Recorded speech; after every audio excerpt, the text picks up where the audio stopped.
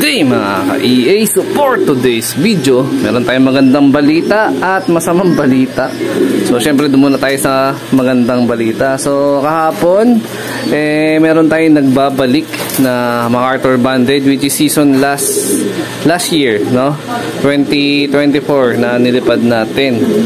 So nangyari, niretrieve ko pa yung history kung sino nga ba yung ibon na yon. So yun, na-trace ko na kung sino yung ibon na bumalik natin, mga kalapatids. And then yung bad news, yung bago natin na batch na MacArthur Banded na pinapa-training or binaviewing, no? So aksidente, naparonda natin yung dalawa.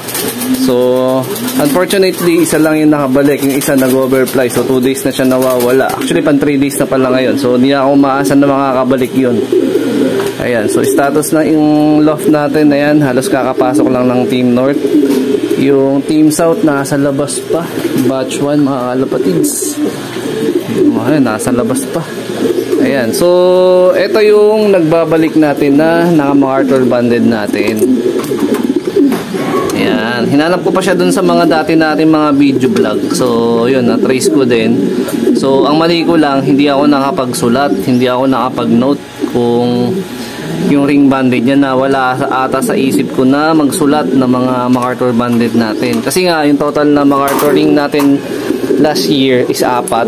Dalawa pa lang doon nag-overfly, no? Tapos yung dalawa na pa-batcher hanggang sa nag-training, nag-derby. So itong ibon na to is hindi natin to naisampa ng derby ng South. So ang history niya, dahil itong nakaraang mga training ng South is puro smash nga, no? So isa siya dun sa nawala ng smash bandang Quezon, Unisan ata o Andanganan Quezon, para mga ganun. So nawala siya ng training. So pagsilip ko agabi, nagulat ako bakit merong ibon na sobra. At take note, dalawa yung sobra. Isa doon loft visitor, tapos ito yung pangalawa. So pag check ko, sobrang dungis nung sing-sing tsaka nung paa, halatang tumukod. Tapos mukhang na-breed na rin siya. Ngayon na medyo gumulang na rin siya.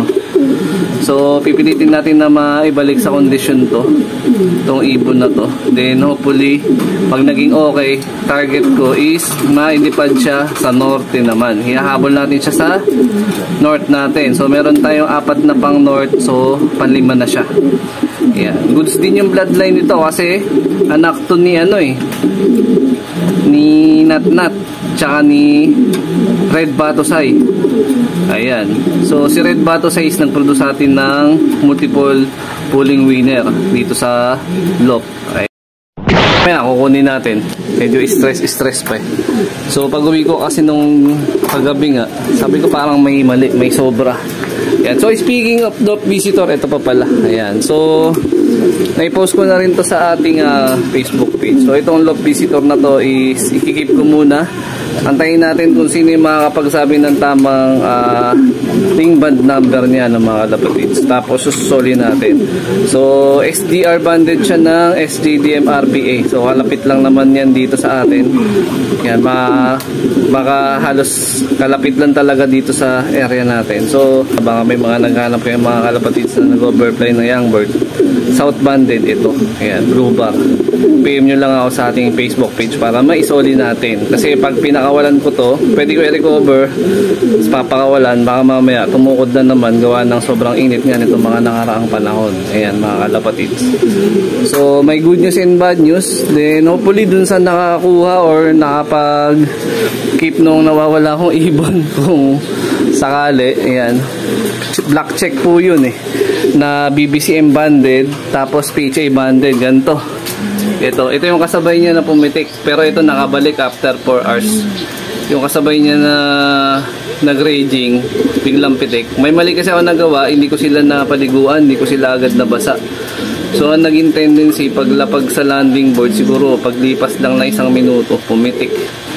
So yun yung mali ko, which is hindi naman talaga dapat yun yung plano, kaya lang basta nawala sa isip ko na gawin nga yun So wala, nangyari na yung nangyari. So umaasa tayo na mayroong mabuting puso na pansir na magsusole. So sana makabalik pa dito sa loft. So eto, black check yun Black check. Tama po ba yun? So mga kapatids, ito yung bumalik natin na Arthur Banded. Halatang galing sa breed. Hindi ganun kaganda yung katawan. Manipis. Pero di naman sobrang pangit. Tapos, nung umuwi nga siya, sobrang dungis ng mga singsing. Halatang nagbaybay siya pabalik sa lock natin. Ayan. Ayan, dungis ng singsing. So, confirm to. Ibon pa talaga to. Si ano to? Si Nat Nat. Ayan, para ako to. Anak ni Red Batusay. Tapos, anak ni Nat Nat. Yung nilipad naman natin noong summer na hanggang matlong susuko naman yung lipad. Dahil pa rin ng habier natin ito. Pasok ng habier. Kaya ang gagawin natin, pipilitin natin na ibalik sa tamang kondisyon.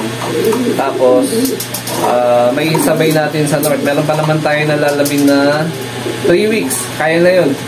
Pagka na-recover natin within this week to, na purga, na flashing, na treat and lower, tsaka upper, babalik na natin agad-agad sa flyers. Ayan siya. 75 years later. So, today is Monday morning. So, start na rin ang ating preparation conditioning sa mga ibon, Team North. Then, isasabay na rin natin. Magbibigay tayo syempre ng Curavex. Ayan, antibacterial. Pang-flashing natin to every Monday natin gagawin. Ayan. So, Microbest is the best. So, isa to sa mga sasandalan natin na supplement or mga kakailangan natin na gamitin para mapaganda yung kondisyon ng ibon. Ayan. So ito, lalagay natin sa 1 litro ng tubig dun. Naka-ready na yan, nakataob lang. So isang kutsara sa 1 litro, 1:1 lang mga kalapatid. So, hindi, 2:1 pala to, sorry.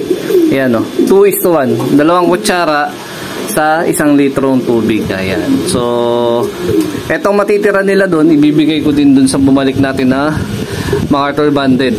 Ayan, na i-condition. Ibabalik lang natin siya sa flyers slope pagka okay na siya. So, buti na nga lang, hindi rin siya nagdalawang isip na pumasok. Pero pipilitin ko ma-retrieve yung CCTV footage.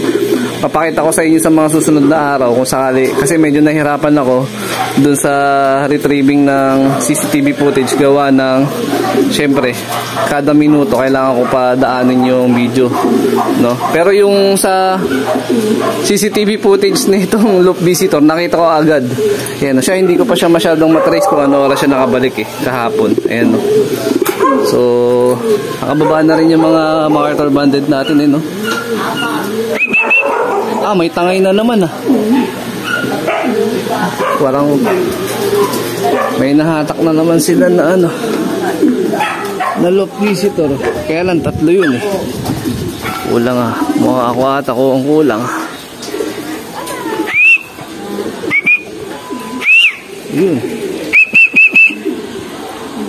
Yun nandun na isa. Tingal Pasok na yung Team MacArthur natin, batch 1. Sa batch 1 wala akong naging problema. Ayan, 1, 2, 3 sa pagpapabatcher. Maganda yung naging application natin sa sistema ng pagpapabatcher. May sablay lang talaga ako nagawa sa huling part pa. Ayun, ito na lang naiwan. Ayan, kulang ako ng 1. So total of 5 yung MacArthur Banded ring natin Last season nga, 4 lang yung ring band na nakuha natin. 2 agad nag-overfly. Kaya nag-adjust tayo ng sistema. Kala ko, ma-apply ko ng tuluyan din dito. So, pagdating ng huli, may nagkaroon pa tayo ng error. Nagkamali pa tayo ng huling application dun sa sistema ng pagpapabatcher. Wala, nagmadali. Ayan, sa dami ng isipin, bayarin. Sa makuryente, sa tubig siguro. Kaya siguro ganun. Ayan, So, kompleto na yung ibon natin, Team North, Team South. Tapos yun, doon sa mga nawawalan na ibon, ayan, meron dito Blue Bar, SJDM RPA na Banded South. So, PM nyo lang sa ating Facebook page. Meron pa ako isang nakita na natangay nila pero di ko alam kung, hindi, wala na. Umalis na. Ayan, kanina nandun So, marahil dito natatapusin yung video na to. Shout out sa mga solid supporter natin dyan. Siyempre, wag kalimutan mag-like, comment, share, at mag-subscribe. So, ingat mga kalapatids. Keep safe. Ako, nabubuli ka na naman. So, ayan, bibigyan na natin ng Curavex. Tapos silang kumain. Flashing sila ngayon, Monday.